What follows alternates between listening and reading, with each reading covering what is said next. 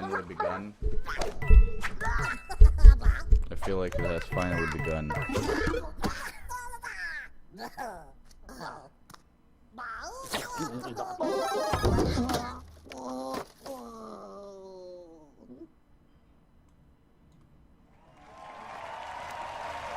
It did. Hello, everyone, and thank you.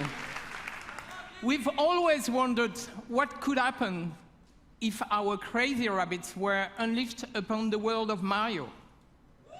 Today, the dream is reality.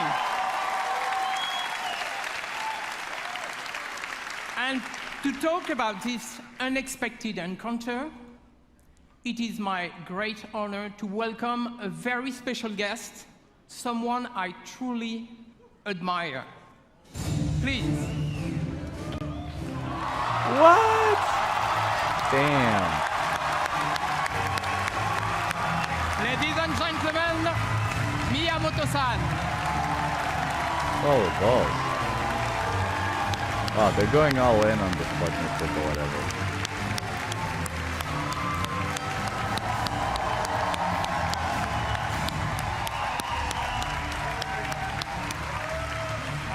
Thank you for coming.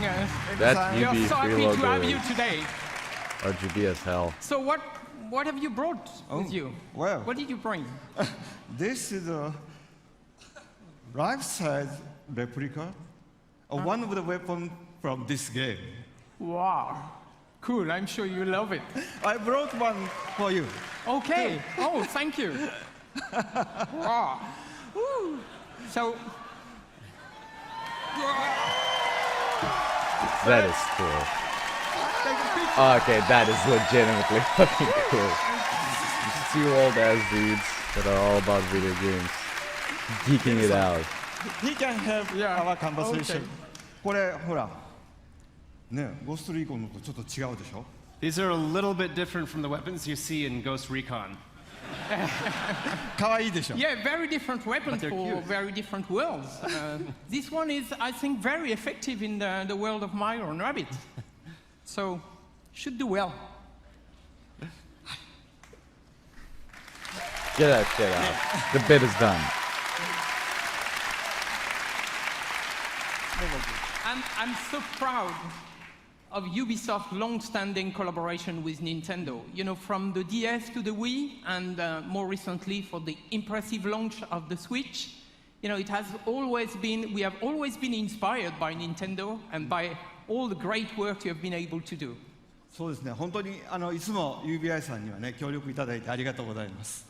Yes, thank you very much for all the work that we've been able to do together over the years with Ubisoft. もうほら、出会ってから25年ぐらい経つんですよね。 I mean, Eves, it's already been about 25 years since you and I first met. で、E3 とかに来るたんびに UBI さんのブースを僕は訪問して、でビデオで撮ってもらって、社内のビデオに登場したりしてましたね。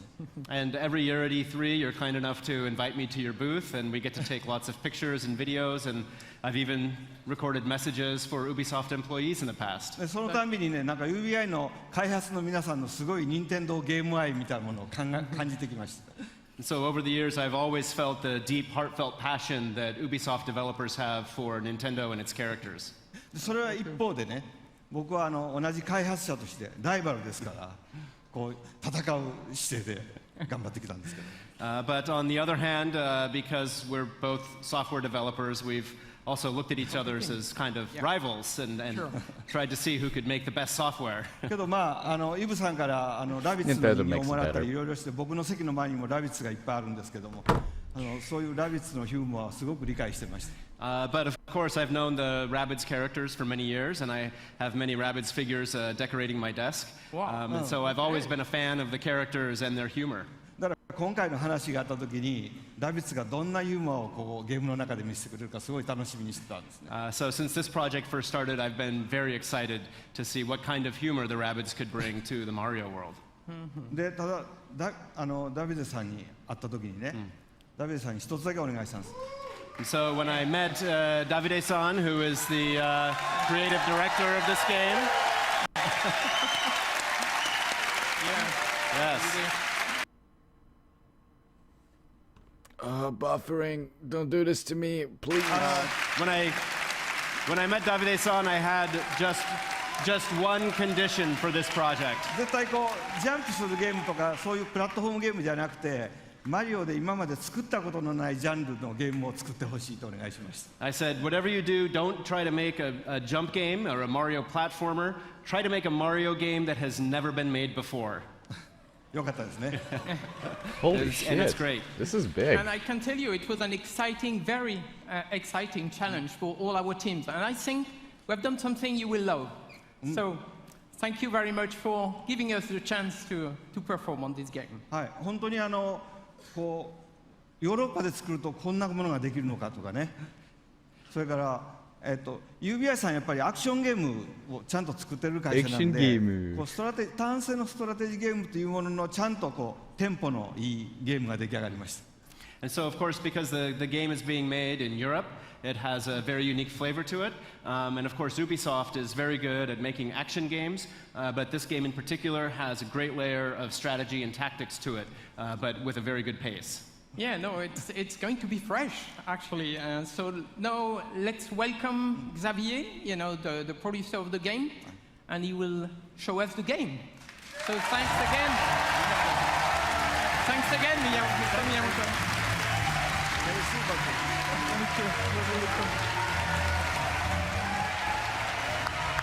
That is kind of historic fucking moment. Jesus.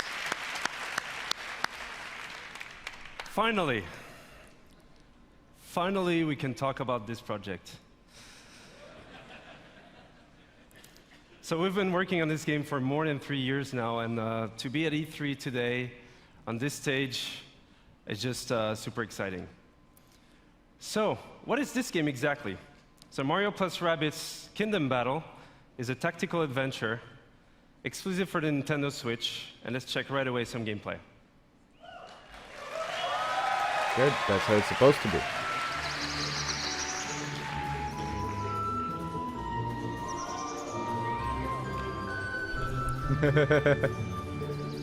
So the rabbits have been teleported into the Mushroom Kingdom, and it made the world completely unstable and chaotic.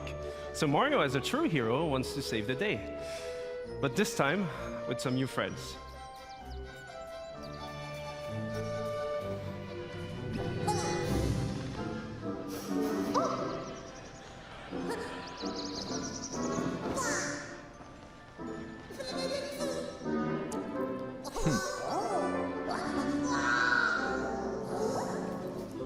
And at first, they don't really know each other, but in the end, they will form this dream team that will potentially save the Mushroom Kingdom.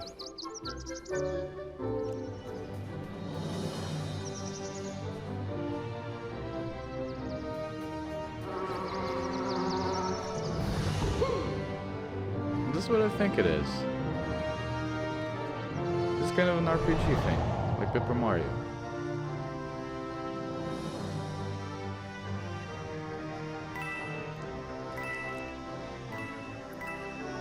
And as the game is a turn-based tactical adventure game, combat is a really big part of the concept. So you'll fight wave after wave of rabbit that somehow turn bad, and what we see here is just the very beginning of the game, so it will be perfect to talk about the combat basics. So the two flags you see on the screen here is to tell you this is a battlefield zone. So you'll switch from exploration mode to battle mode. The blue zone is your zone of movement, so you move anywhere you want in that zone. But you can also use battlefield ingredients, such as covers, for protection. So Rabbit Luigi here using half cover or full cover. It's literally XCOM. We also have what we call team jump. So by jumping on your teammates, you can expand your zone of movement. So here, Rabbit Peach, I don't know if that's super clever or just she's cheap. able to flank the enemy. So you can also attack the enemy behind that cover and expose them by destroying that cover, which is really interesting in terms of strategy because for the next turns, you'll be open for attacks. And last but not least, techniques. So from defensive ones like Rabbit Peach shield boost, or offensive ones like Mario's Hero Sight. He's able to attack the enemy even if it's not his turn as soon as the enemy moves.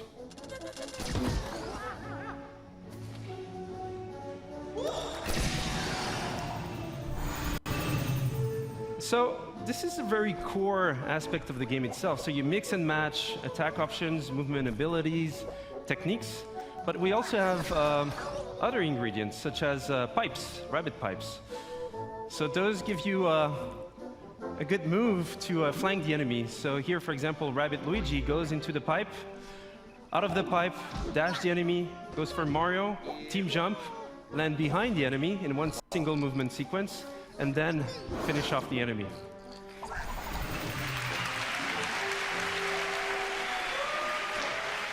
And what we see here is actually explosive cover. So those have many type of super effects, and this one was a push effect. So you can push heroes or enemies out of the boundaries. That Peach so Rabbit again, this is fabulous. just a glimpse into the basics of the game. And as you progress into the game, you have more tactic tools. You'll be able to do more combo setups. You'll be able to use different type of heroes, different type of weapons, in order to battle your way through the kingdom.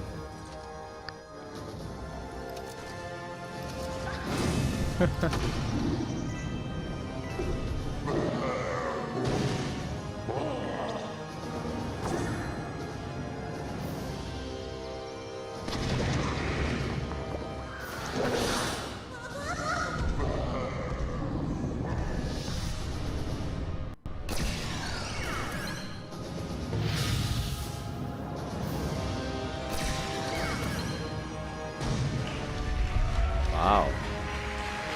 That's actually neat. Also, is that Peach holding a phone Thank to you. take a selfie? Please no. Please. This is cool though. Thank you. This is a legendary moment. And that's just Someone else but Nintendo is actually making a Mario game. a glimpse into the game itself. But first and foremost, this is a project done with passion, with our hearts. So it would not exist otherwise. So we just can't wait for you guys to try the game at E3 this week. For those who are not at E3, you'll see online coverage, videos, and surprises. So have a great conference. Have a great E3. Thank you. Assassin's Creed time! After this shit.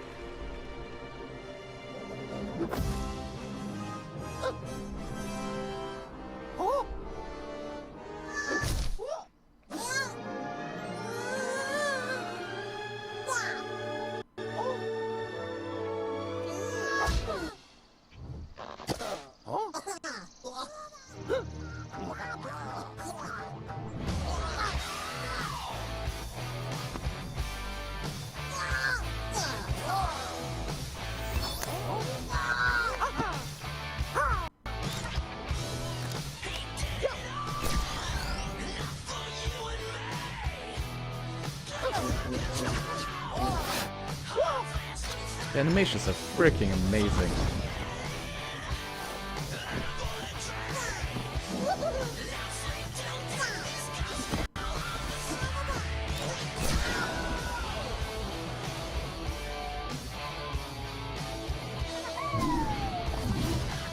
Hey, it's yours, sir.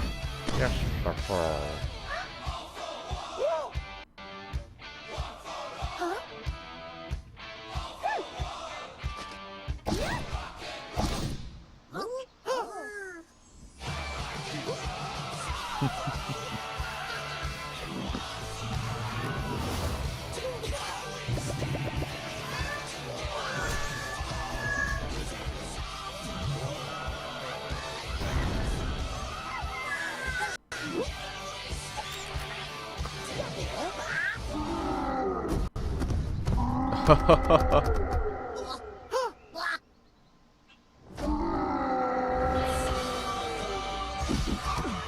Ah, that is neat. Hey, this year.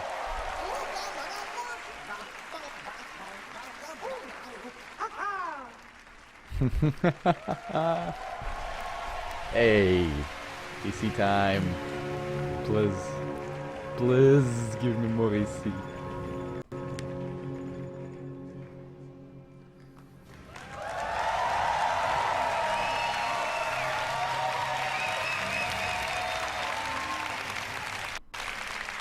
Hi, I'm Ashraf Ismail, game director for Assassin's Creed Origins. I've waited a long time to say that.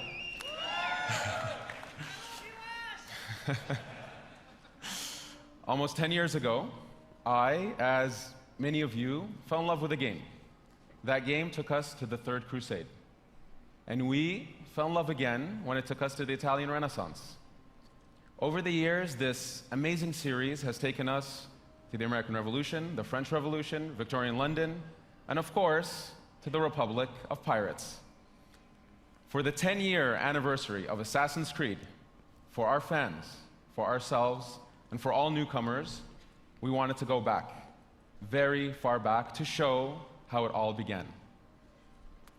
Since Black Flag, over the last 3.5 years, we have poured our energy, our talent, our passion into bringing the land of pyramids, pharaohs, and mummies to life, to bring ancient Egypt to life. Now, Egypt challenged us. It fundamentally challenged us to reinvent what it means to be Assassin's Creed. And over the next few days, you will see, play, and feel this reinvented experience. I want to play it. I am deeply honored and proud to be here representing the amazing work of a phenomenal team, and thrilled to finally be able to show you this beast we have been building. Without further ado, here is a taste of Egypt.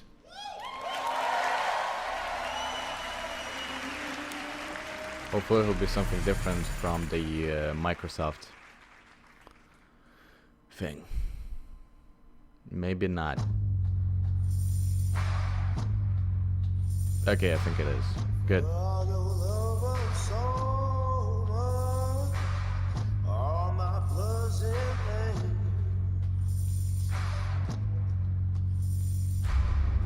Flash across your screen, got you in the air. 15 minutes of freedom, still can fit so many. Still realize your change. A lot of wildlife. All my blood is in vain.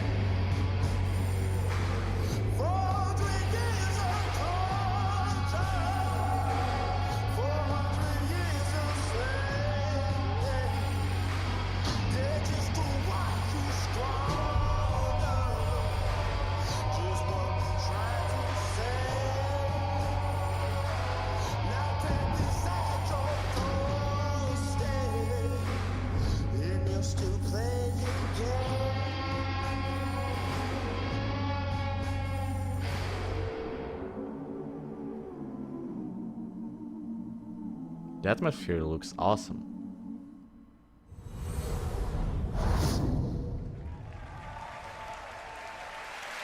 Now tell us about the story, please. Thank you. Thank you, thank you, thank you. As an extra treat, let's check in with home base, where we're going to get a glimpse of what you'll see right after the UB conference. Hey there, folks. Chris Waters here at the home base with Hanny Duong and Carl Luet, producer on Assassin's Creed Origins at Ubisoft Singapore. Carl's here to give us a look at the gameplay of the game. We're going to be entering the open world. We've got a ton more to show you, but Carl, kick it off. Give us a little taste here.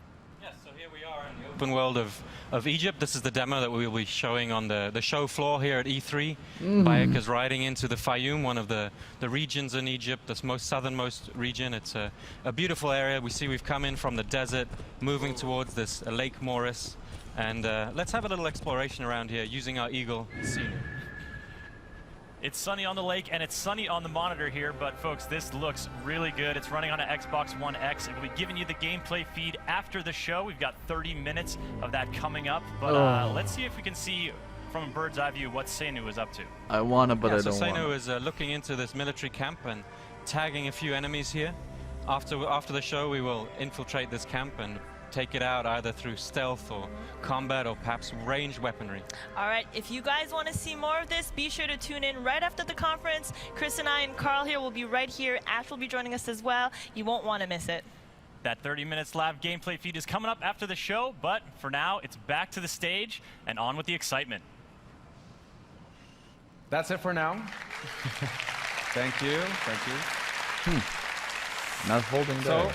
don't forget that you can watch this demo in its entirety after the conference, live stream from our home base. And for those of you here at E3, please come to the Ubisoft booth where you can live this new experience of But I Assassin's Creed. wanna do it Thank here. you very much. I'm not letting it free at the moment, you fuckers. I wanna do it here.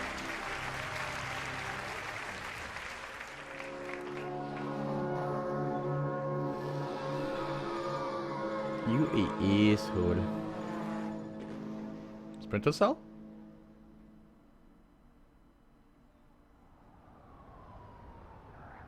Division. Oh, I think. No, I don't know.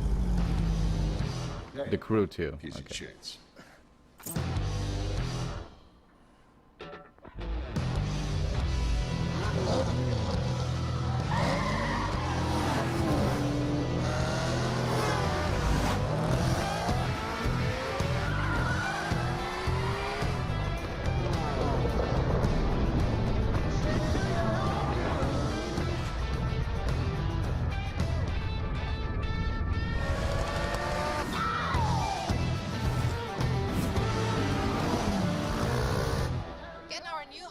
Driver with a promising career dominate off-road racing on his way to the top.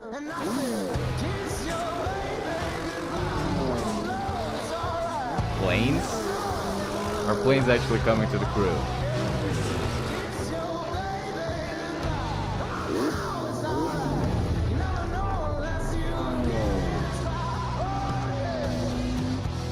Yep.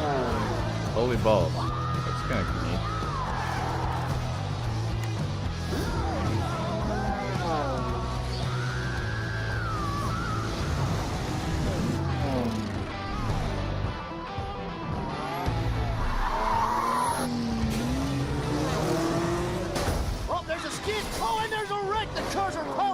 Our champion swerves around it brilliantly. Now that's the skill that wins no matter what the engine, no matter what the track. So campaign is maybe coming to the crew? I don't know if this is the original one or not. Or not considering the fact that the game is owned by pretty much everyone. He's this season's undisputed motorsports champion coming out of Jesus, all nowhere kind to of rise cars. to the top.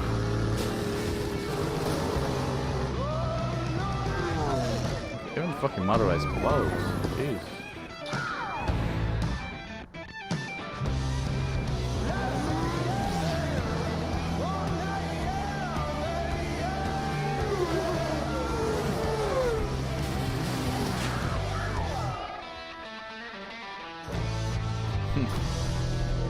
No, yeah, the crew too. Makes sense. Makes sense. Makes absolute sense.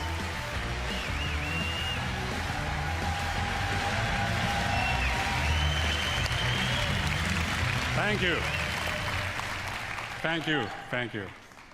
2 years back, the crew took the driving genre out there to the big, wide, open world of the USA. Thanks to our players, we have taken this iconic vision to the next level. They showed us what they liked and what they wanted to see in the futures. Now, it's time to take it way beyond driving. I am Stéphane Bellet, Creative Director. This is The Crew 2. Yeah, thank you. Thank you. Here in the US, motorsports are louder, bigger, edgier than anywhere else in the world. Drivers and fans meet across the country and celebrate a common passion for all things motorized. Now's your chance to join in. Ladies and gentlemen, welcome to The Crew 2, home of Modern Nation. Gameplay? Gameplay? I'll take some gameplay.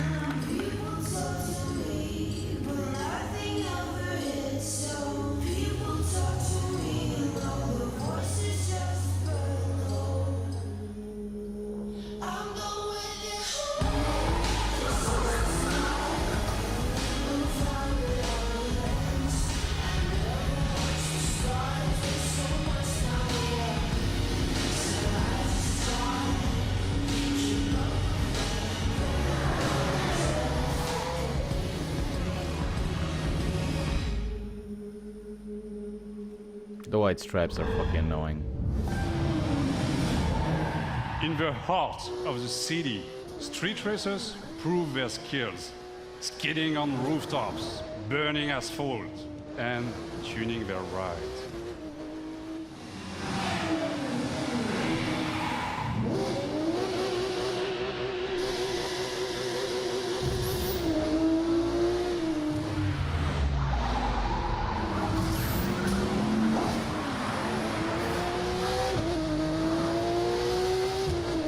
More traffic? Amazing feature. Forge your own path off-road through the striking beauty of nature.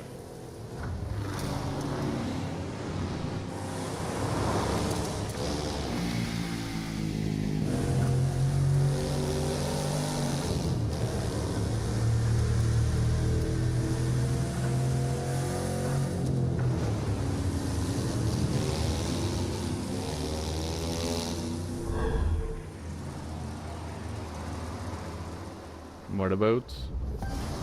Jeez. Tame, unpredictable waves on the open ocean, rapid waters, or narrow rivers.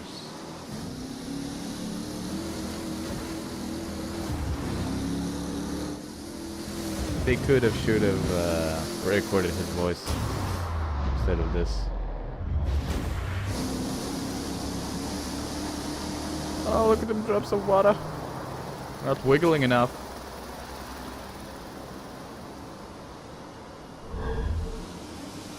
And there you go, the last cool one. This one's probably gonna control like shit. Fearless pilots rule the skies, spin between buildings, through the clouds, among stunning perspectives.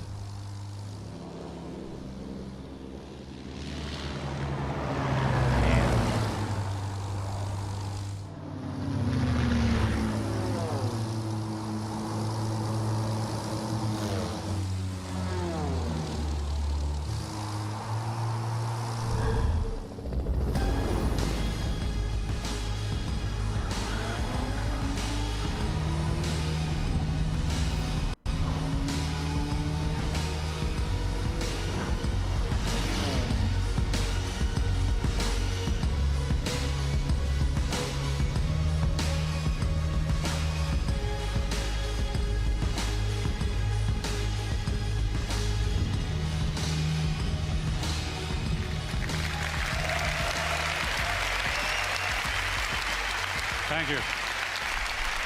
They said kickstart. I was like, what is that? All across the country, high-octane contests await you. Take the lead on modernation. You've had a glimpse of the Crew 2. Register now for beta access or play the demo at the booth. Experience TC2 for yourself. Enjoy the ride. Thank you. Did you just wink at me? Did that fucker just wink at me? I'm joking.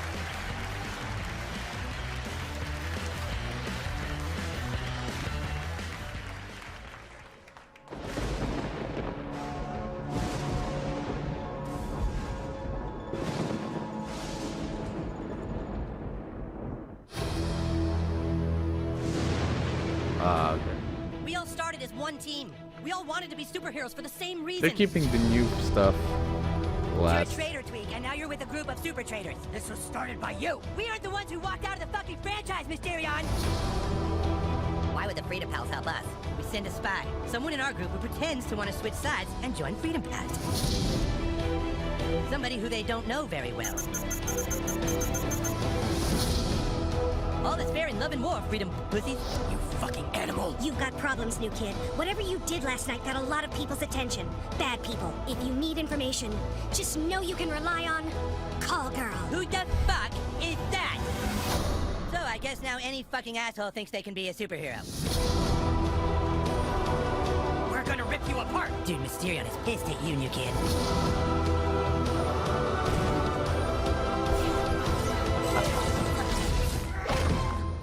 Toolshed. Toolshed is a catchy tier class visionary archetype. And a butt-fucking traitor.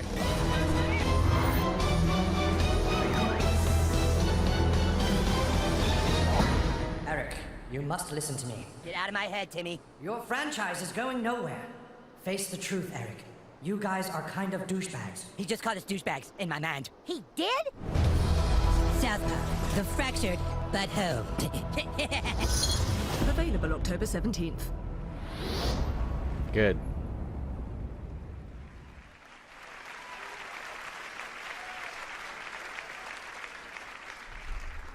Good thing it's coming out this year.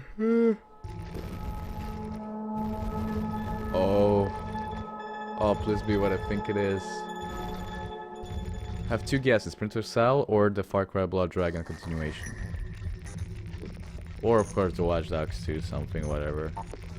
There was this sort of synergy of, well, we're looking to do something interesting in VR and we've got this division, and you're looking to sort of bring, you know, what sense you have of storytelling within, and put that into the context of VR. You can, for the first time as a player, feel like you are in a movie.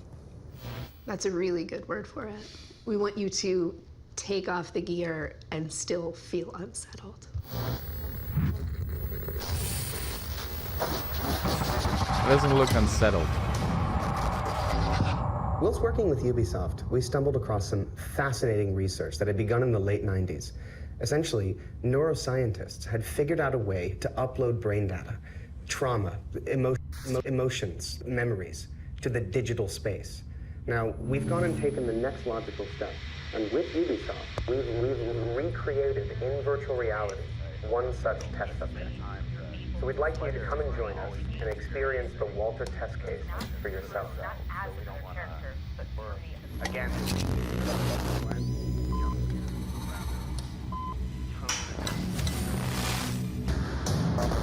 It's a lot of practical effects.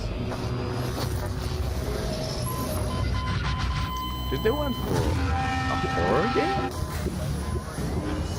It's kind of rare now.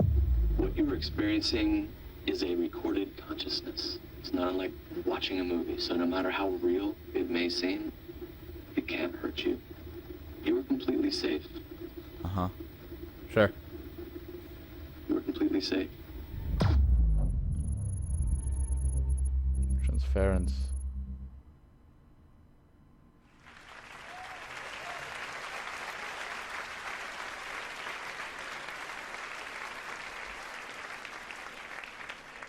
Looks alright.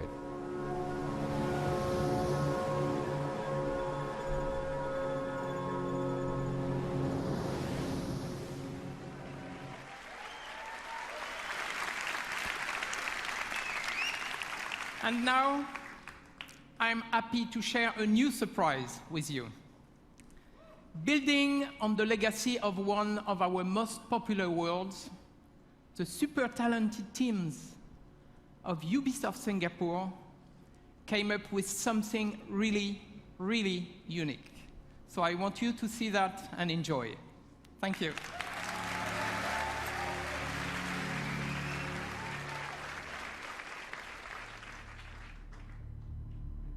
Men from all over the world sail the treacherous trade routes of the Indian Ocean. Why is everyone going with the pirates The thing? riches in their holds fuel their dreams of power and fortune, while whetting the appetites of those they fear most.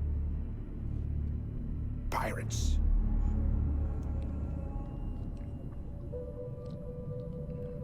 Why? Why? Is it gonna become like the new zombie thing?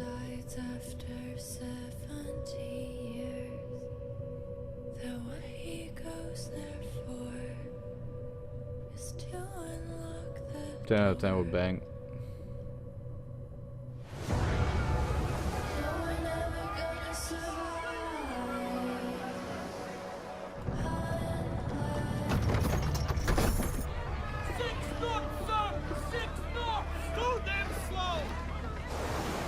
Listen, this is neat and all, and it's gonna look cool, but I want gameplay. Cinematic are cool, but who gives a shit?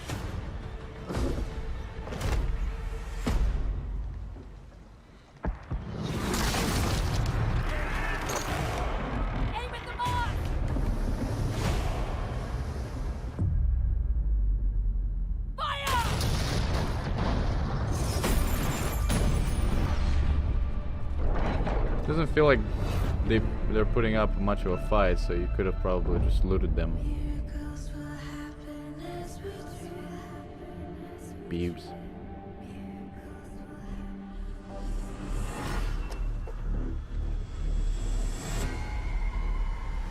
She looks kind of like an assassin with the red belt and such. Those mercenaries, like from the Assassin's Creed? Because normally those had red sails too.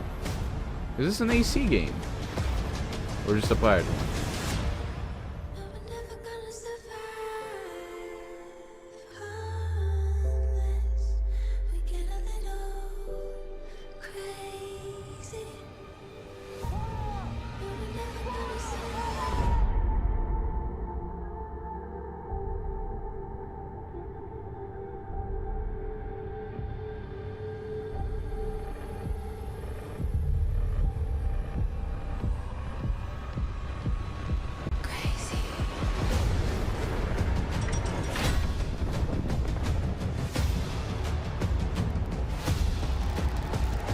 Alright, Skull and Bones. Okay, I get it. New IP. Alright, neat. Now show us gameplay. I can care less about your cinematic trailers at this point. Unless it's Assassin's Creed, then I'll take any. 120 days. That's how long the average pirate survived a lawless life on the seas during the golden age of piracy. I'm Justin Farron, the creative director for Skull and Bones. And this is your chance to not just survive, but to climb the food chain and surpass the legend of every pirate who ever sailed the high seas. Since bringing innovative naval combat to Assassin's Creed, we at Ubisoft Singapore have set out to bring you the ultimate pirate experience. A tactical action game where we take that naval combat to the next level, mastering the ocean and its winds at the helm of ships armed to the teeth. Alright. Skull and Bones takes place in a shared systemic world where you can sail solo or form a gang of pirates with your friends, and together terrorize the trade routes of the Indian Ocean.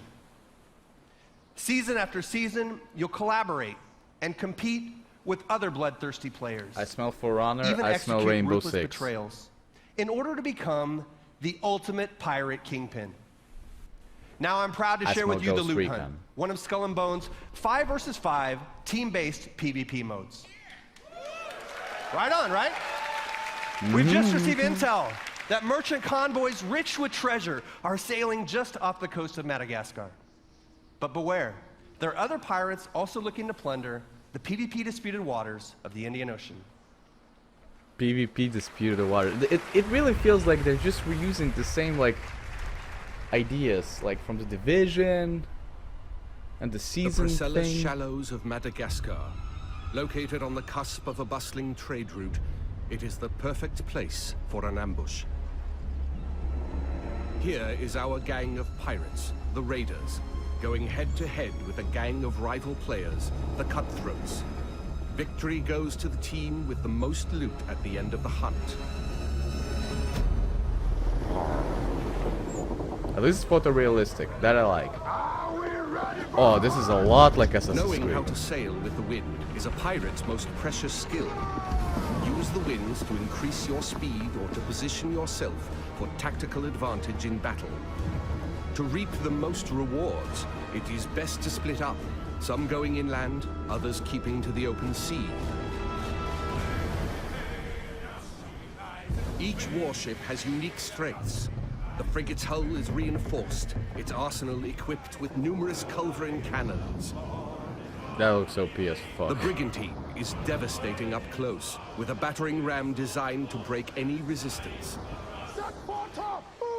The sloop of war kills from afar, with its crippling long-ranged mortars and precise long 9 cannons. Flying hostile colors! All sails, ride the wind! All hands on deck! Position fixed! This is a lot like Assassin's Creed. Nothing will save you now!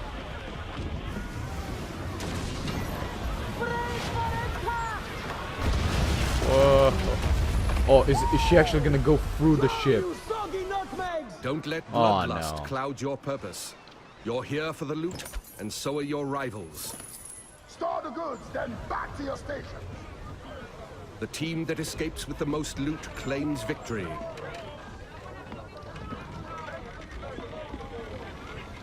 So far, we didn't even see a team, right? Yeah. Searching for more targets on the horizon, our sloop of war spots a rival pirate ship further inland.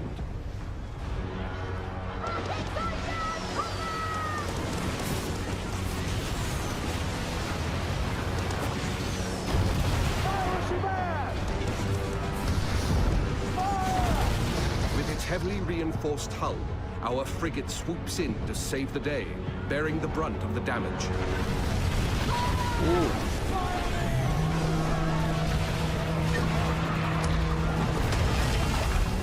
Oh, that looks cool. I really hope you'll be able to like destroy ships in half. That would have been awesome. But that ram didn't do that, so I'm slightly Our gang disappointed. of pirates is now taking aim at the frigate, and it will take team coordination to take her down. We're gonna neutralize her first. Rammer. They are killing. We can take their ship. With the enemy ship's broadside now vulnerable, our frigate rushes in to board her. Yes!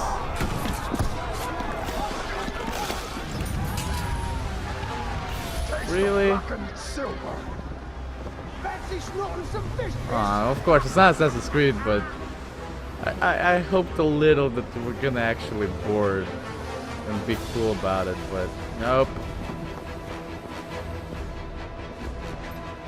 I'm highly disappointed at this moment. Oh wow. Wow, those Pirate don't give a hunters fuck. have been sent in, signaling the end of the hunt. They target the pirates with the most stolen loot. Time to make our escape, Captain, or we are good for the news. They're firing more guns! Full tilt, Silbo, full tilt! The pirate hunter defenses are so strong that the only option is escape. The brigantine is sacrificing herself to buy time for the frigate, who carries the most loot.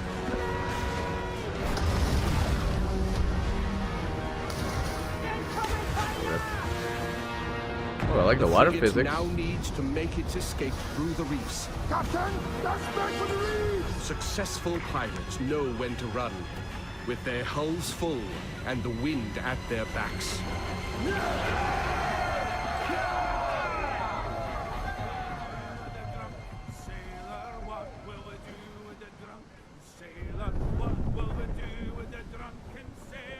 Oh, I'm totally gonna do it. Skull and Bones theme.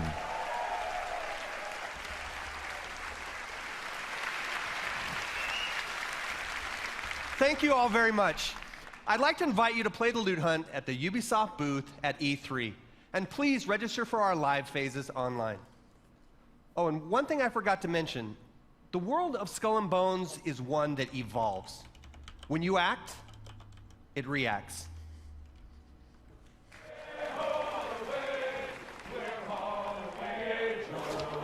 Doesn't exist. I did not kiss the girls, my lips would grow a moldy. Way ho away, we'll haul away.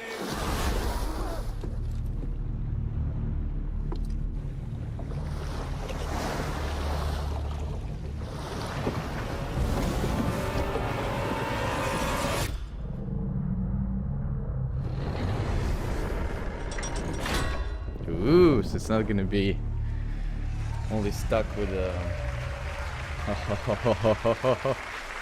with boring ass. Fall 2000. Oh, that is far. That is so far. It's not gonna be concentrated only on ship play. It's gonna be some. How do you call those? Kragan or whatever. Is this like John's dance? Yes, it is. It looks like it's gonna be with the people on the stage.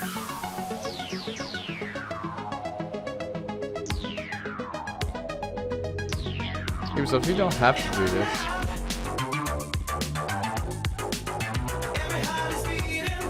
Like, first off, I'm gonna get a copyright strike, and that's I'm just gonna be like, boop. Also, why are they dressed like fucking Sub-Zeros?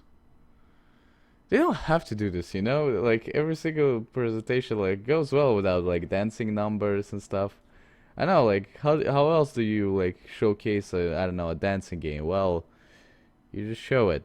Or, I don't know, you don't fucking concentrate on it for, like, 5 minutes that this thing is gonna go for. In any case, the Skull and Bones thing, it looks neat. It looks pretty fucking neat. I hope there will be more than I think there's gonna be, because it doesn't appear like they will. I don't know if there's gonna be a lot of detail to the game. It looks like there's gonna be a lot of customization. They're still working on it because they still have like a year and a half for it, so I am not afraid for at this moment, but I don't know what they will do later on, because they need a lot. They need lots and lots of things. Because if they don't want to repeat, of course. What the fuck is happening on the screen? I just realized there's butts, there's fucking panda. What the fuck?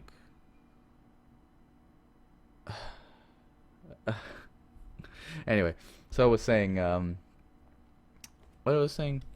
Yeah, I hope they won't repeat like the same thing that Division has and For Honor has, where For Honor just like lost a lot of shit on its player base because it's just doesn't have enough in the game. I hope that the same won't happen with this game, and it's similar to the Division, where it's gonna be like a fucking mess, where they will never be sure like what the actual game is, if it's more single player, if it's multiplayer, or what the fuck. It looks like they have a solid foundation, but they're not really doing anything really special on it yet. So we're gonna have to watch out for that game, literally next year, because they said showcase it now. Probably because they already like there's so many pirate games out right now. They were like, okay, we're working on this for like a year and a half right now, and we don't want to be like, oh, you're just copying everyone else. So they're gonna be like, yeah, we were working on it before, so shut it. We're the best. Hey, they're done. Hey everyone, I'm BB Rexa, and Just Dance 2018 is out this October on all consoles. Bye. Look at their face! Look at the face of like the girl to the left of the chief that just spoke. Oh, that was such a derp. Fucking goddamn it. You use it as a telephone. You use it as a camera. It's your music player, your flashlight, calculator, and GPS navigation device. But now, finally, the most high-tech company in the world has unlocked the mobile phone's true potential so that it can do what it was truly meant to do. We are playing Cowboys and Indians. What? Hey, new kid, we need you to come play with us. Put on some cowboy shit and meet us outside. And bring your phone! Whoa, we're playing Cowboys and Indians, dickhole. Inuits are technically Native Americans. This new kid puts me to shame. That's neat. Yeah, I mean, it's not like the game is super like graphics intensive, so this makes perfect sense. And I'm sure it's gonna be a great game.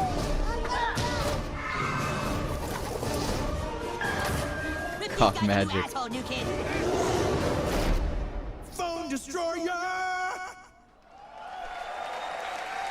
I dig it.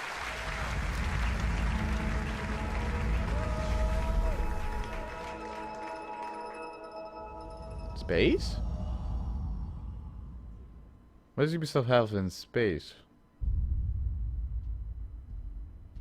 Ubisoft Toronto. Didn't hear about those guys in a while. Oh, Snowdrop! Atlas, jewel of the Pleiades.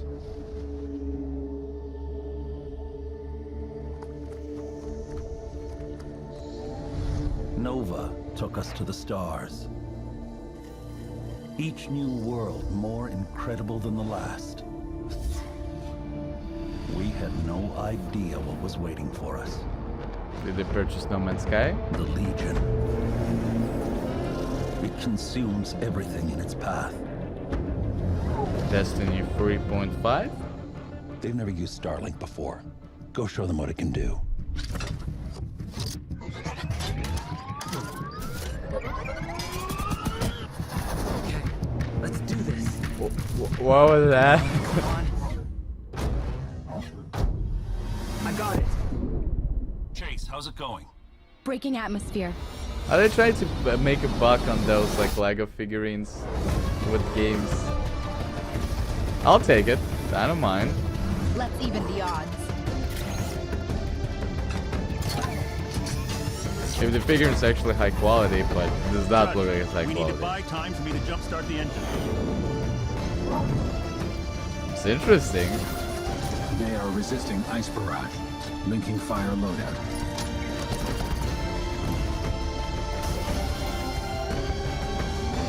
We're up against impossible odds, but together we will adapt and overcome. Starling Battle for Atlas. Alright, also fall 2018. That is far. What the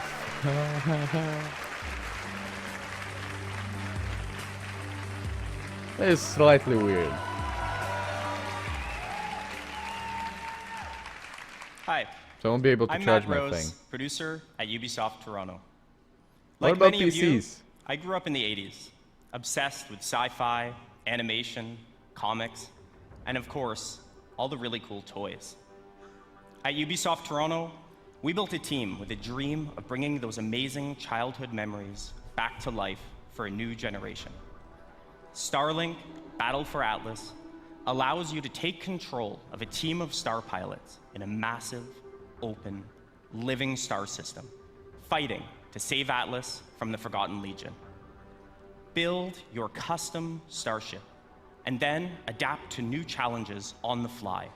Link extra armor and heavy weapons to take on a huge Legion Prime. Search for ancient secrets lost on the worlds of Atlas, or outrun outlaws through an asteroid field. Freedom is at the core of Starlink Battle for Atlas. Collect your way with both physical Starship collectibles and digital versions available, and even take your game on the go using the power of Nintendo Switch. Neat. Visit starlinkgame.com for more information, and stay tuned for many more I surprises like how over the coming months. Switch's name is Nintendo Switch. It's not just Switch, it's Nintendo Switch. God damn. And it makes sense with Xbox, you know, but it's not called like Microsoft Xbox One X or like Sony PlayStation 4. It's actually just called PS4, like at least downstairs. Hi, Down there. I'm Rebecca Kutaz. That thing again. That's not the new announcement. I'm the studio director at Ubisoft Annecy. It's a pleasure for me to be back on stage after our announcement at E3 last year. And we have had since then a full year of support and continuous development of Steep. Since the very beginning of this project, we have been working with athletes, and we have always been impressed by their passion and dedication. We learned how one champion spent 300 days a year on a trampoline to practice for that perfect landing. We learned how others make more than 6 million turns to practice for the 15 they have to race in competition. These athletes, they travel to the world Fix to your train cameras, with the best, Ubi. to compete with the It was strongest, green. and to challenge themselves with the most experienced and skilled coaches. It's truly a level of passion and dedication that goes well beyond our everyday lives. And when you talk to the very best of these men and women, you realize that there is something they always have in back of their minds at all times. It's a dream that takes years of preparation for just one go at that unforgettable moment. This December, with our first Steep expansion, this is the journey you will take. Enjoy. I'm rarely bored in like press conference. I am now. By the way, Bethesda's press conference was awesome. Like, I didn't stream it because it was late as fuck, but it was great. Short and sweet.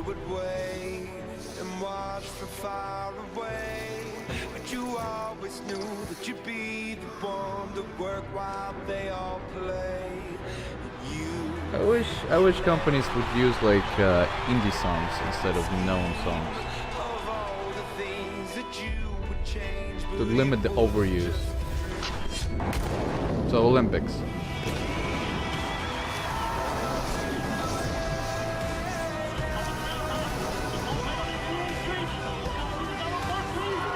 Plus, wasn't this like used in fucking Wonder Woman?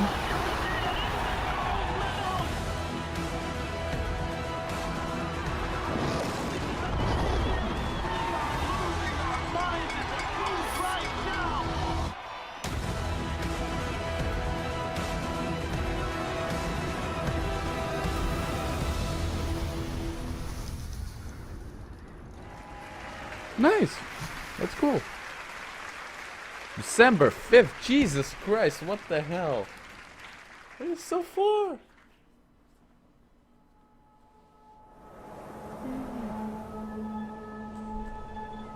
Far Cry? Jesus, they didn't even show Far Cry yet. Wow, they're showing a lot. Also, they're showing like the UB logo every single possible opportunity they have. Far Cry? Yeah, Far Cry.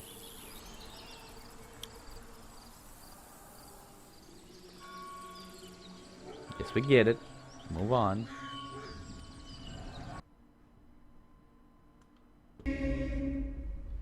I once was lost, but now I'm found. Nice voice, dude.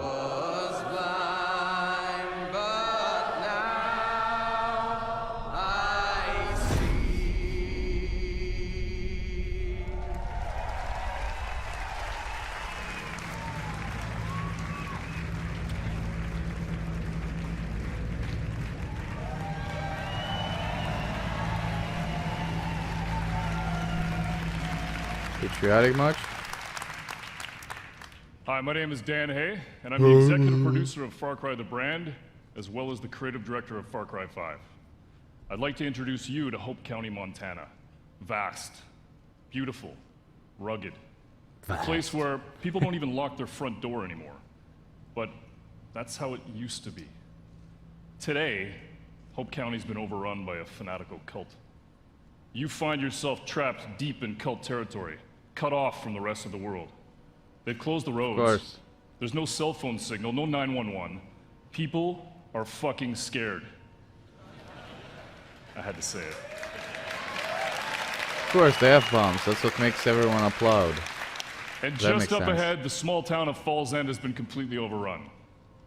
If you're gonna survive, you and your guns for hire are gonna need to save it. But to do that, well, you're gonna need to raise some hell.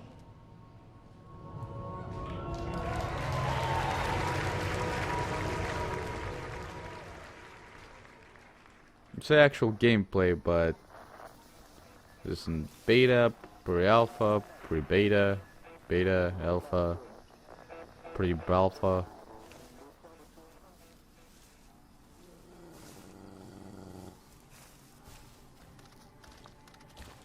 Hopefully your dog can actually die this time around.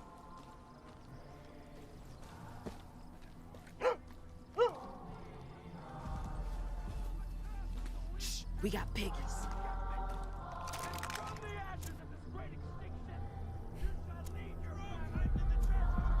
It's all about the camera, man. Looks like a war zone.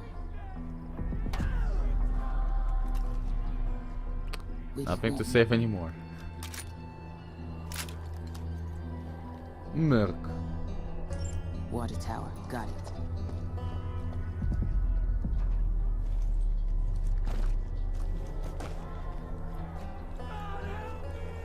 I hope there would have been a slide, but no. Oh, I smell some stealth kills coming.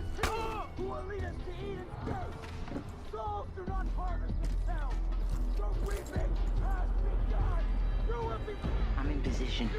I like the scenery so far, by the way. It's surprisingly interesting. For only then will you walk in the light of our Father and be delivered. Boom, boom, motherfuckers. Boom, boom, boom, boom. Bang, bang, bang, bang. Boom, boom, boom, boom. Behind you. Bang, bang, bang, bang. Gonna need more help. I love the way you walk. I prefer the Wolfenstein version. When you walk that walk and talk that talk. You knocks me out. Oh, that's sweet. Out off my feet. Looks like you could use some help. Boom, boom, boom, boom. Hey! That's cool. And Optimus Prime! No? Okay.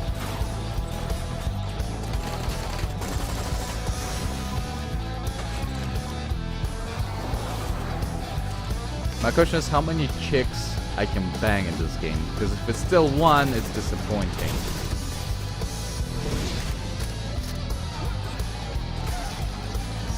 Oh! New melee weapons.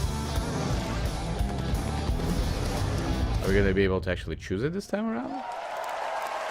That was cool. I'll fucking take it.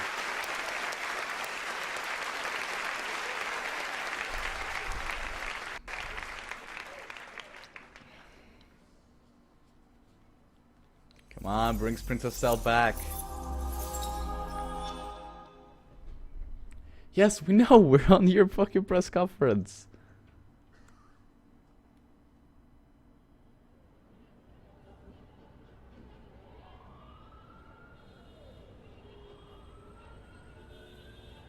Division? Jesus Christ. Oh.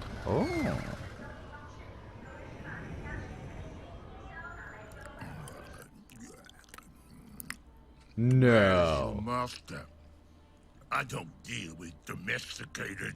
Hey, the fuck? I ain't got no master, but I do have your little toy. I want to hear the excitement from all the people in the fucking Show me the Redeemer. audience. Yo, hand it over. I got a hot date who don't do late. Monkey's got a date. Mwah. What? What? What? That's Swiss fucking chocolate, pig. Bon appetito.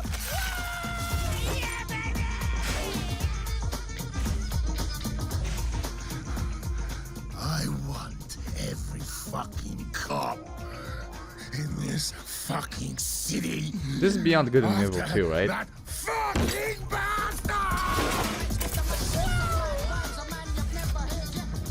Grab my chassis, Noxie!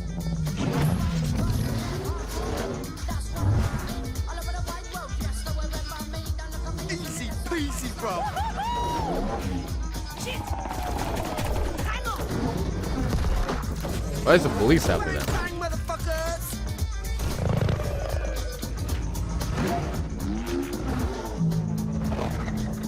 Fuck me. Damn!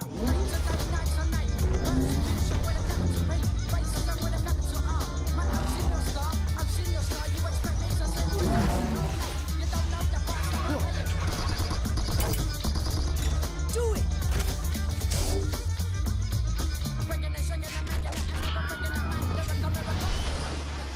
The Wilhelm scare scream.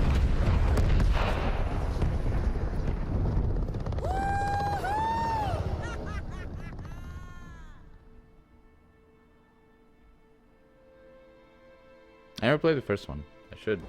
I have it.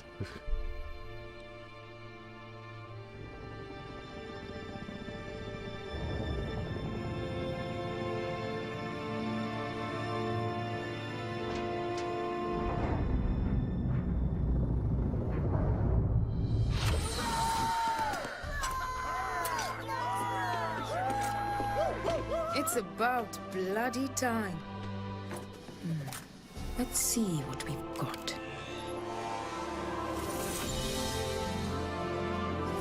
Moksha. Just as Yama described it. True freedom lies beyond.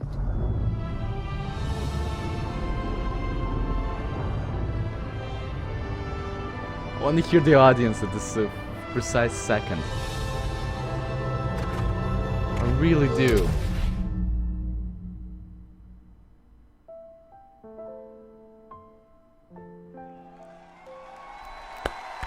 That looks awesome. I don't know if they're gonna show any gameplay, but there was no review. There was no release date, right? Yeah, people are excited about that one. Oh yeah, you can hear it. There you go.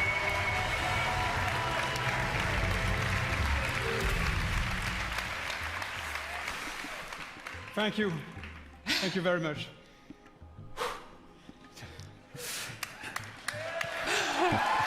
Jesus Christ, your teeth, mate. I mean, mine's are not better, so. First of all, I want to say a big thank you to all the teams who worked very, very, very hard on creating all this world. Again, thank you to all these teams behind us. I want also to say thank you to Yves, with all my heart.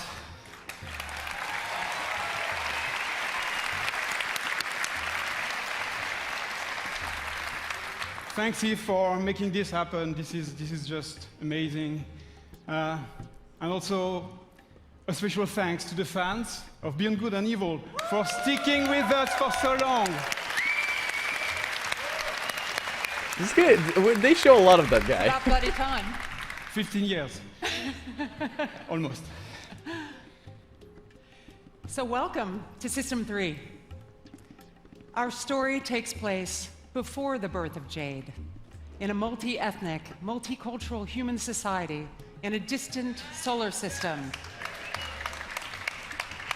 It is a time when corporations create hybrids in their labs and enslave them to colonize the stars in order to compete for power and cosmic resources. With our crew of crazy and unforgettable characters, we fight in the name of freedom and the right to determine our own fate among the stars.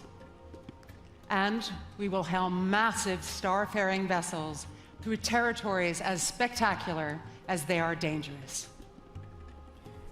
We've been working very hard just on the technology during 3 years.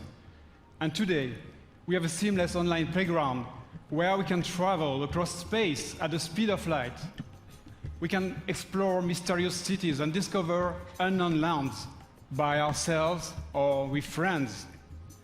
And we want you to participate in the making of this great adventure. Join our Space Monkey program. No show her boob, show it on yourself, mate. Today, and help us make Beyond Good and Evil a world that will challenge us and bring us together for thousand adventure, thrills, and fun. And please, Yves, just join us. This is. Thank you. Thank you. Yeah, congratulations, you guys. You know, Gabrielle and Michelle, you've done a fantastic job. It's amazing what you have been able to achieve. And this is only Yves. Why is everyone else on here? And all the teams have the power of creating games that will amaze all the gamers. And I think video games can help us to grow and to get better. So thank you very much. Thank you. Thank you. Congratulations. Thank you. Thank you.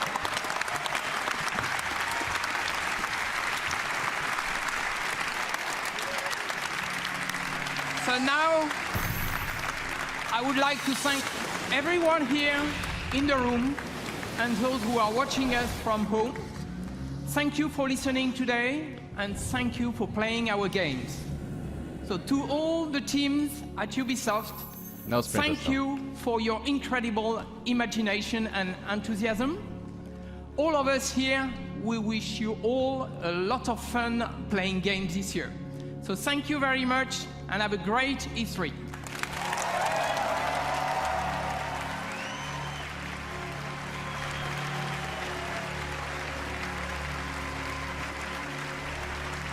Good presentation. They showed more than Bethesda, but I think the fact that Bethesda's was just so short and nice was unforgettable. Okay, wait, look, most importantly, it's not over. The show is not over, folks. We're gonna send you back to the home base. Alright, now I guess this is over. I'm just gonna keep watching because I want to see more gameplay from the new Assassin's Creed. I guess I'm gonna keep streaming. It doesn't hurt. Home base outside the theater.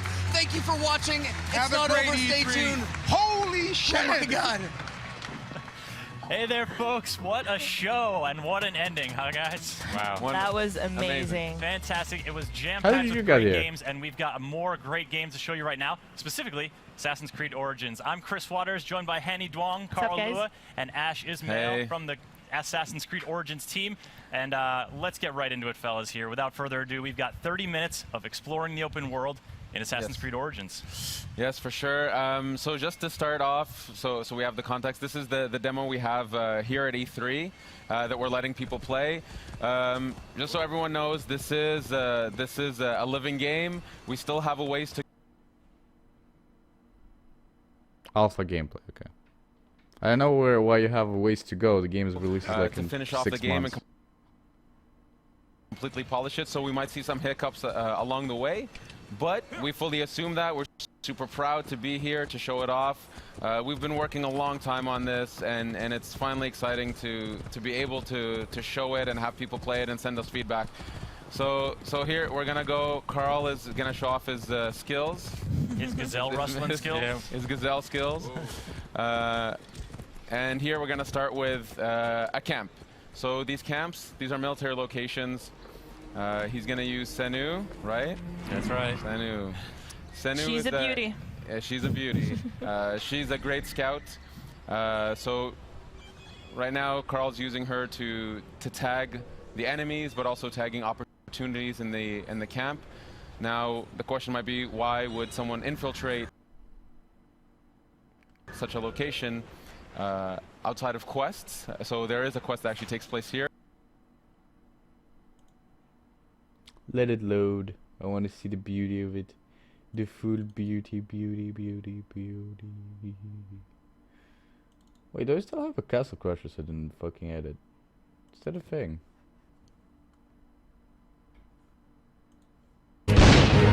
I do. Wow, incredible. Sorry. In the demo, we've disabled the quest so that we can focus on the world and what happens with the world.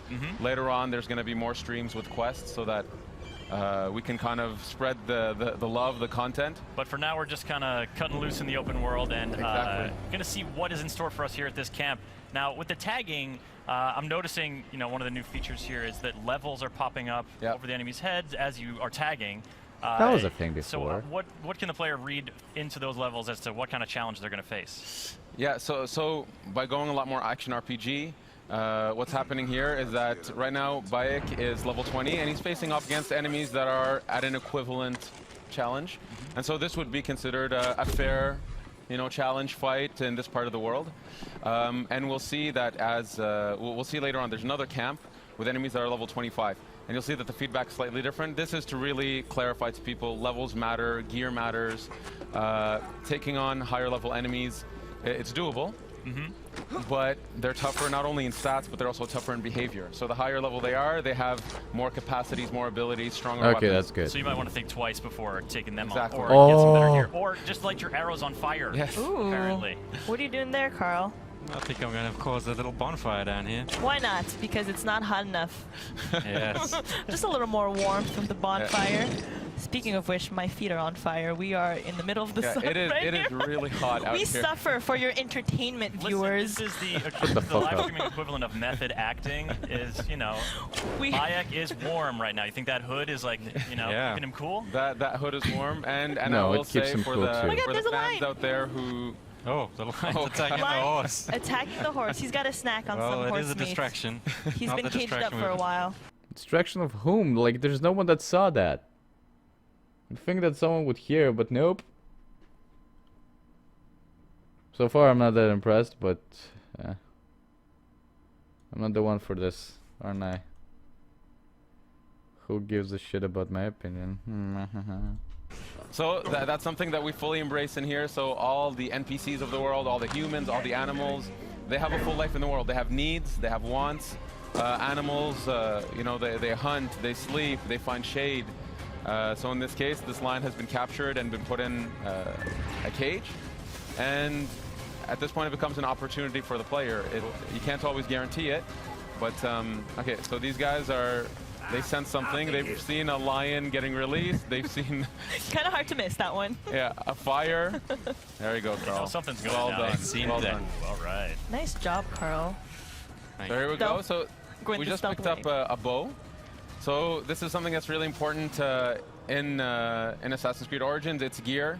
Goodbye, lion. Terrible. He was so kind to you. Wow. He attacked the horse. He should have been attacking. No real lions were harmed. Out of the frying pan demo. into the fire. So we picked up a bow, and we saw that it was a blue bow, which means that it's a common weapon. So rarities do matter in this game. Yeah. The more rare the equipment is, the more attributes it has, the more properties it has. So as opposed to just does some more damage, it cannot have other properties. Why did they have a camera for the controller? Exactly. So other properties could be things like poison tipped. You know. Being able to generate adrenaline. Adrenaline is a concept. It's a resource in the combat system that allows Bayek to unleash a fury of attacks or just devastating, overpowering attacks. And you can build the dude just jumps adrenaline around through the combat system. And some weapons charge differently than others. So this is part. Wow, that's interesting. Because it did change the movement system, at least slightly. Huh. Huh. Croissant. Part of the depth of the combat that we want players to mess around with. And this is a whole new combat system you guys have. Boom, headshot. It's way different than the feeling before of dead yet. he tells it. He's dazed. Take him out. If Poor you're guy. helmet. Poor guy. Okay. Oh, he can cover some ground. So this guy's a commander. That's the gold icon. Uh-oh. Not for long. There we go. There we go. Dead. So there we go. So killed. So here we found a second bow. That chick So is in a annoying. military location, So military locations are great for finding equipment and new gear. Aside from playing quests, these are also places to be able to upgrade Bayek with new weapons. Loot all that. So here we found a bow. Oh, we leveled up, which gives us an ability point. So we'll check that out in a second. Check it out now. Yeah, and we found a shield. Oh, cool. Nice All right, job, so here we're Carl. looking at sort of the doesn't skill look that tree, big. and I'm seeing 3 different branches. Yeah, it's more of a graph. What that means is there are flavors. So on the one side, what you see here is the Master Seer. This is more the abilities that are aligned with manipulation. So manipulating the environment, animals, and NPCs. In the center, we have the warrior aspect, which is really delving deep into fight. And the hunter aspect, which is more the stealthy approach of being an assassin or being a ranger. And the idea is players can dedicate themselves or go through the graph however they want. That's why it's a graph, because they can actually kind of spread themselves as they wish. They can really craft their own assassin. And you can even focus on one area. If you want to be the absolute ultimate warrior, Ultimate warrior. you can dedicate yourself. So the last ability on each graph, you can keep pumping points into it.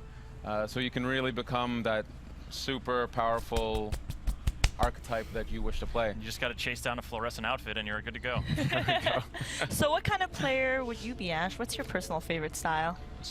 Personally, well, we should get Carl to buy something here. We go for the enhanced warrior bow. Enhanced warrior bow. The warrior bow is super cool. We haven't seen it yet, so maybe we should switch to it if we can. Yeah.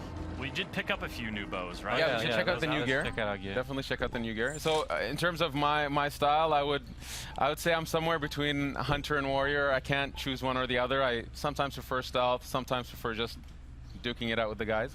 That's my style, but that's one thing we wanted to cater to, is that we have a lot of fans who either play stealth or play pure combat. It depends on their mood. We wanted to give them a control over that. Yeah.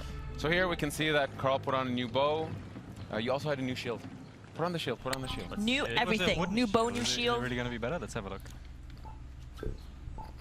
It's way better. So you can see the shield adds to the player's resistance. Okay. It was quite significant. And we can see it has a property, which is that when you block a hit, you generate adrenaline.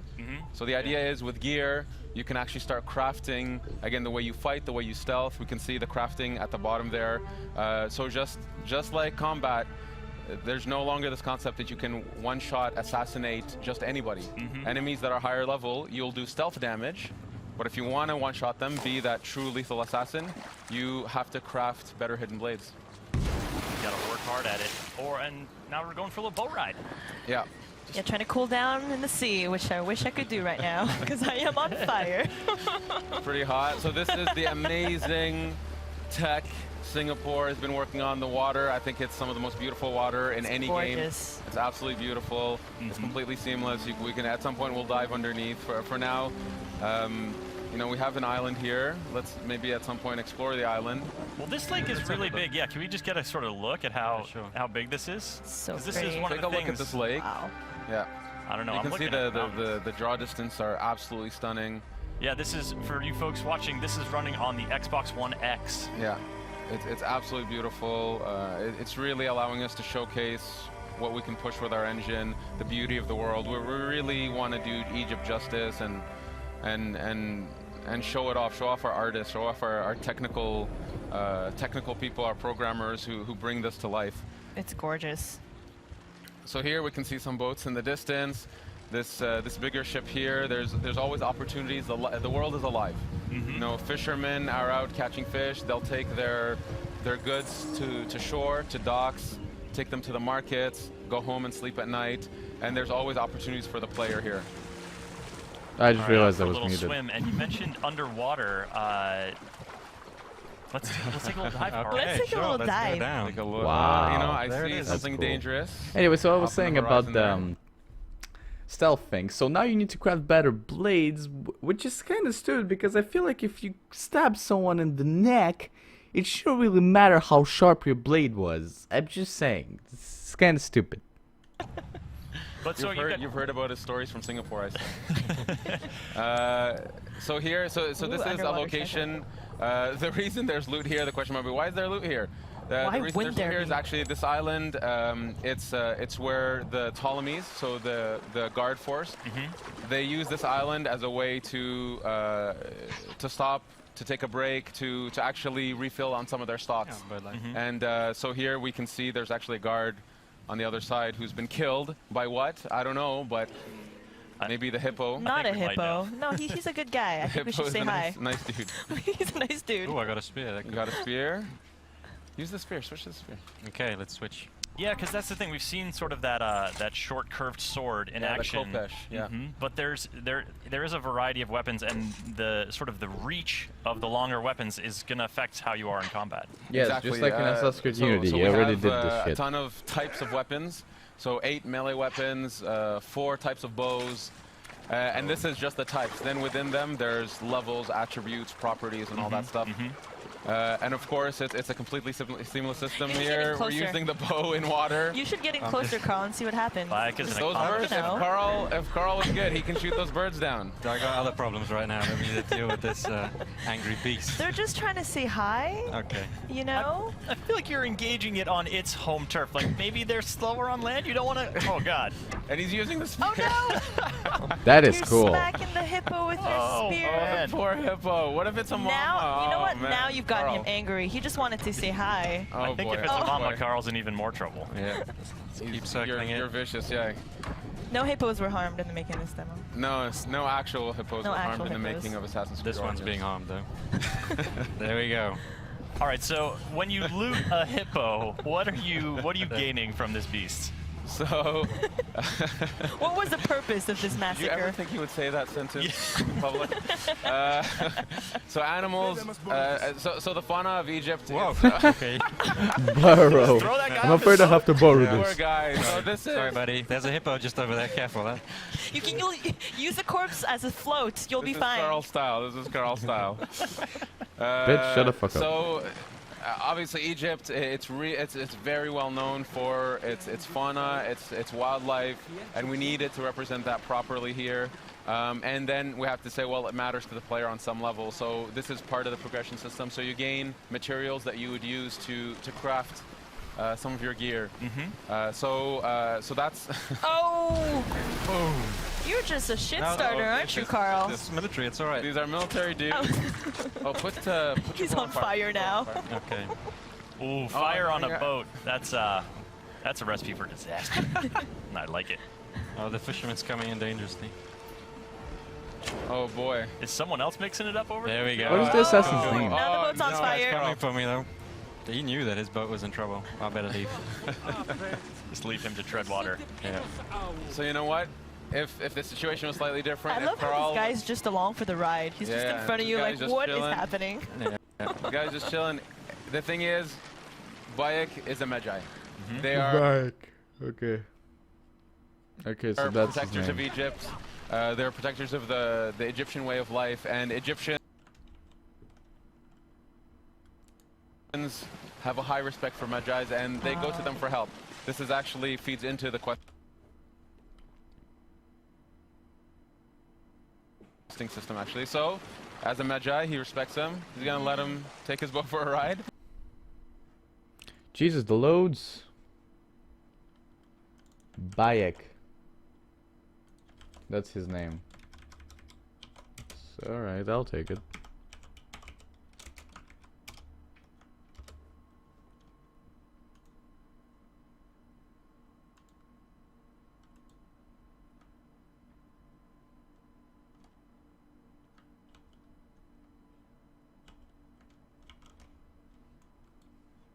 You do you, Bayek. You do you.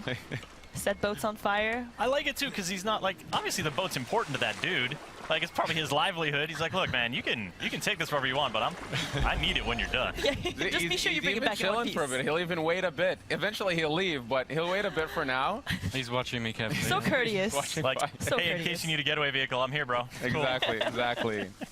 So here, this is another military camp, but this one's slightly different. This one's a wharf. Here, what we wanted to show is just what it's like to take on enemies that are much higher level. So here we'll see some guards. So there's some in the front gate there. So level 25, you see that the badge is red, which is kind of telling the player, yes, you can try. You can try. Try your best. You can Take try. a run at him. Give it a shot. But it's going to be a very difficult fight because you're not at their level just yet. Eventually, by going through quests, by completing locations in the world, you will level up enough. So I would recommend just trying. Carl, what's your plan here? Are you going to take on this challenge? Do this? This guy's. Oh, he looks vulnerable. So let's try a headshot. He's alone. Let's try a headshot. See how much damage it does. Oh goodness, it's not going to do a lot. He's going to swat a fly. Yeah, he is. Oh, he is tough. Yeah, just a little scratch. Yeah. Get up on him. All right, got the spear. Working it in close quarters. And come on, get him, Carl.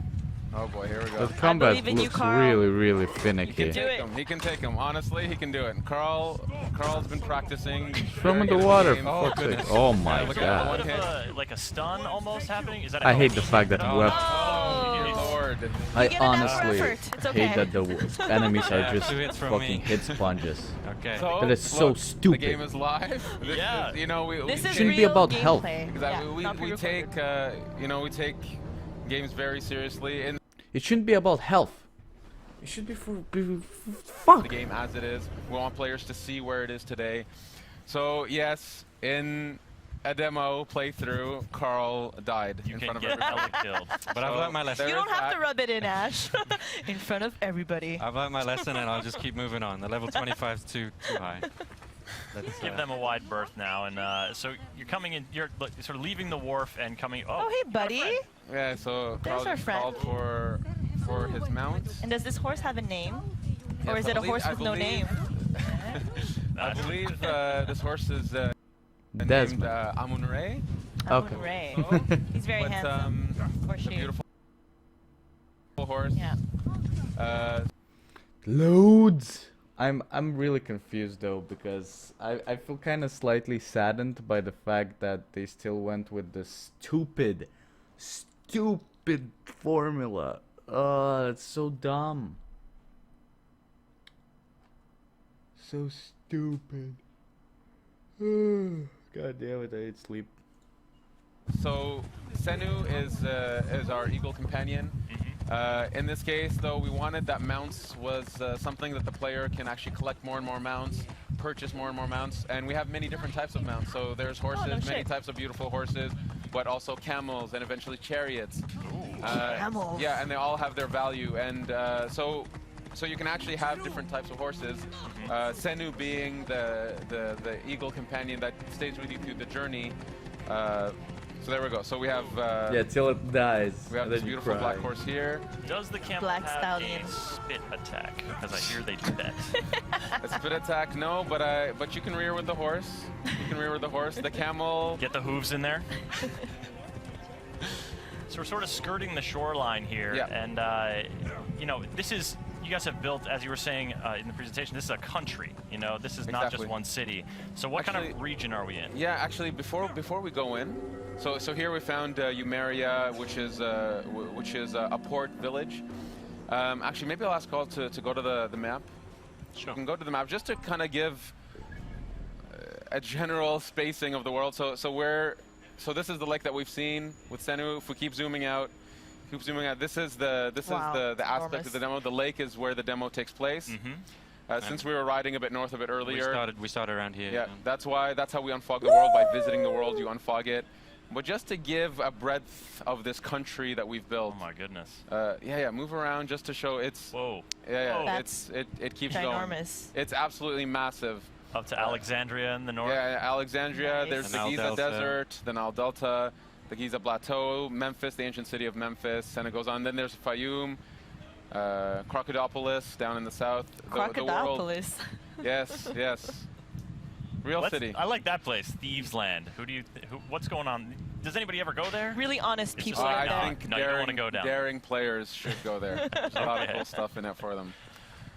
So just to give an idea that we, this is a country. Egypt is, it's such a majestic setting, and we've dreamed of going to this place. And so when we started and we decided we're going to Egypt, we understood that it was going to be, a labor of love. It was going to push us to develop new technologies, to build such a crazy big world. And then to even populate the world with all these people that actually have agendas and purpose. For example, these people over here are being attracted by an event, if Carl would look at it. Oh, God. Oh, my goodness. Oh, Egypt is hard. Egypt, it was a tough life. Place. Let's investigate. Priest, what has the boy done to deserve this? This has nothing to do with you. Back away. The boy will get what he deserves. I serve Sobek. I serve Sobek. I am a slave. Boy, what are you accused of? I was charged with ferrying 2 gold Sobeks to Crocodilopolis. Just out of port, my ship sank by the lighthouse. I almost drowned. The statues were lost. I didn't steal them. Silence! And you, step back, Saedi. Wait, do not threaten me, Neb. I am a Magi. If the boy speaks the truth, I will find your gold Sobeks. If he lies, he is yours to deal with. Nice. So here we got a little bit of a taste of Bayek's personality and his attitude towards these masked priests that abuse their power. And this is a side quest. So our players can expect this type of quality, cinematics, great characters, in the optional content in the side quest. And we have hundreds of stories to tell. Egypt was a really wonderful place. Then we found so much amazing stories that we wanted a way to be able to tell them, and the quest structure allowed us to do that. But again, we're saving the quest stuff for other streams, for YouTubers out there. So for now, we'll continue with playing open through world the Yeah, if folks are just joining us, we're playing Assassin's Creed Origins on the Xbox One X with Ash and Carl from the Assassin's Creed Origins dev team. I'm Chris, this is Hanny, and we'll be doing this for about 10 more minutes, so stick around. We've got plenty of open world stuff to show you and some explorations here as Senu scouts out some more locations. She's a good girl. So here, actually, I'm going to ask Carl to not stealth this one. The reason we're showing these different locations, different camps and warps is actually we wanted to show a bit of stealth, we want to show a bit of fight, so I'm going to ask Carl. All right, well, what do we got in our arsenal here? He needs to earn some redemption. Oh, yeah, okay. He needs to earn redemption. This time, win this one, Carl. Okay, let's give it a try. For the Okay, here I come, out the bushes. Are you going in with the spear? I'll just shoot him in the chest first to wake him up. Good wake-up call. There we go. Nice. Okay, all right, all right. Nice dodge. Come on, Carl. Redeem yourself. Boom. Nice job so far. At some point, yes. just to show the one more hit and he's dead. The versatility of the fight. You can take out your bow. There we go, dynamically in the fight. And, oh my God, bravo, bravo. All right, now is he close to filling up his adrenaline meter here? Yes. He seems like that might be helpful. It's getting there. This dude. It's getting there. I'll try and use it on the big dude. He is humongous. There we go. Okay, just get in there, unleash. There we go. Okay. Oh boy, oh boy. Okay, here we go. We're gonna see Carl. Oh. Oh yeah. Yes. Nice. Nice. Very good, very good. For honor executions. That Cool. Oh, you done good, Carl. Oh no. Oh, Through the boy. throat that time. Nice. Nice job, Carl. You killed it. Thank you, thank you. All right, now give us a little broader context. Who are these dudes that Bayek is dispatching with such panache? So this is we're in the era of the Ptolemies. So these are Ptolemaic guards. They work for the people that Bayek is going after. And when I say going after, effectively Bayek is unraveling a mystery, and he doesn't know who these characters are that he's after. And so he comes to this place. He's actually looking for a contact to gain some info to lead him to eventually his targets.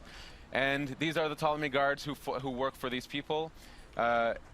Bayek, being an Egyptian, a Magi, he doesn't have a very good alignment with these people. They represent, they represent really like the evil forces that are destroying his homeland. So anyway, these are the people he's after. This area of the world, just to say, if we take a look around, yeah, Carl, this is a beautiful shot of the world. Carl, give us a slow pan here. So this is well, actually, there's a reach eye point, so we can get a better view from there. Yeah, so we're gonna do a viewpoint. We'll do now the viewpoint. Just for a sec, we're seeing, you know, some serious climbing here, a hallmark of the Assassin's Creed franchise, but that rock didn't have any like obvious handholds on it. Like, what's the approach to climbing in Origins? So the climbing, actually before we synchronize, just to look around. So pretty. So the climbing in Origins, it's so first we've revamped the controls, the fluidity of the character. We've gotten a lot of positive feedback already from the people who've played the build that feel like the assassin is really responsive, listening to them, doing what they want. And we pushed that to the climbing, where we said, you know what, we should be able to climb any surface we want. So we've created a tech for Bayek when he's climbing to be able to put his hands and footholds into crevices and so on any surface. So effectively to be able to climb anywhere. We wanted, you know, as the most seamless experience that we can have. Here you can see the world is absolutely beautiful. See that that distance, that top peak in the distance? You know, we could just go there at some point if we wish to. Swimming, by boat, by camel, whatever. And there's secrets up there for us. There's really I cool love stuff. secrets. There's really cool discoveries to find. Here, why don't we synchronize? So here, the world is, you know, kudos to our artists, our engineers, our technical artists. You know, this world is something. Absolutely, and you know, so synchronizing, you know, historically is sort of a way to learn more about an area, sort of clear the fog from an area. But you mentioned earlier, the fog clears by you just traveling through the area. Yeah, exactly. So we wanted to keep the idea of the viewpoints as an homage to the series. Leap of faith, there it is. There it is. There it is. Maybe we can explore a bit, walk through the area a little bit, just to give a flavor of the village life. Villages are great places to pick up quests, to go to shops, and obviously there are many quests inside villages. These are hubs of content. But anyway, so we're in a red zone right now. So will now show us the fleeing technology. Yeah, I'd recommend fleeing maybe. Or you can fight. He's feeling strong from his last encounter. Yeah. Yep. He's digging that speed. Real confident. Mixing melee and now we're sort of busting out the warrior's bow here. That was a skill we unlocked earlier. Oh yeah. Good point. Switch to the warrior bow. So the warrior bow, it's effectively our shotgun bow. He shoots 5 arrows at once. Oh my god, deadly. Bravo. Beautiful. Very efficient. It shoots 5 arrows at once. So when we talk about attributes and properties, you can actually find bows that you can actually have more arrows on them. You can set them on fire by default. So this compound here, it's actually part of a quest. Don't want to ruin the quest for people, but this is somebody's home that's been, let's say, confiscated, and Bayek will eventually have to help those people. Oh my god. That's a lot of arrows, but you can recover. It looks like you're recovering them. Yeah, you can pick up your arrows. And that ranged combat, that focus on sort of, you know, assassins have had ranged weapons in the past before, but with the bows in Origins, you guys are really trying to expand that. Yeah, it's a full-blown third-person shooter on that element. It's we really wanted that the playstyles we push, so range combat, melee, stealth, that this stuff feels authentic, and if you just want to focus on that the game will fully support it and will go deep into that. So we've really pushed ourselves to develop these gameplays. The shooting feels great. The bows feel amazing. And there's a bunch of bows we haven't shown. There's the Predator bow, which is kind of like a sniper. Can we talk about the cat? There's a little my kitty. God, there's a cat! This is such a great way to wrap this up. Like we just saw a cat in ancient Egypt. Come on, in ancient guys. Egypt, and you know what? Cats are very important in ancient Egypt. Can you pet it? So here, look. So see, okay, look. So systemically, you know, as I said, animals really live in this world, and so this cat has, for some reason, an affection towards Bayek. He loves you, or she. Or she's sticking around. Reciprocate. Look at she loves them. She loves them. That bitch is freaking out. We've put a lot of effort on animals and their needs and what they do in the world. Yeah. I love that she appeared near the end of this stream. This is amazing. Fantastic omen. Or she's just a fan of Assassin's Creed. This has been so great, Carl. Thank you for showing off the game. There's a lot more to come this week, but it must be really exciting for you guys. You know, it's been a long journey for us. It's absolutely wonderful to be able to show off the game and have people play it, get their feedback, see their excitement. I'm super proud of the team and what we've achieved. Kudos to the Singapore team, to the Montreal team, to all the teams that are working on this game all over the world, with many people supporting us. It's a really wonderful, exciting time for us, and I can't wait for our fans to play this. Absolutely, and they'll get to play it at E3 here, but later this year, October 27th is the release date. Yes, October 27th. So October 27th on PS4 Pro, PS4, Xbox, PC, and of course a launch title for Xbox One X. Fantastic. Well, if you folks want more Assassin's Creed Origins here at E3, there's going to be streams. Keep it tuned to Ubisoft's social channels to find out when and where those are. If you want more Assassin's Creed right now, you can head to the Ubisoft YouTube channel and check out the behind-the-scenes video from the Ubi blog. And for all the awesome games here revealed during that incredible conference, Ubisoft.com, that's where it's at. So, on behalf of Hanny, Carl, Ash, I'm Chris Waters, thanking all of you for watching, and have a great week. Peace! Thank you. Have a great E3. Alright. And that's it. Alright, thank you everyone so much for joining me. Meaning myself. That's it. But yeah, this was a fucking awesome. I'm excited. I said all my opinions. I think I'm gonna make a video ranting a little bit about the new Assassin's Creed and the way it looks. I believe that Ubisoft Montreal has what it takes to make a good Assassin's Creed game, but I just don't think they are realizing the priorities yet. So anyway, thank you so much for watching. Bye.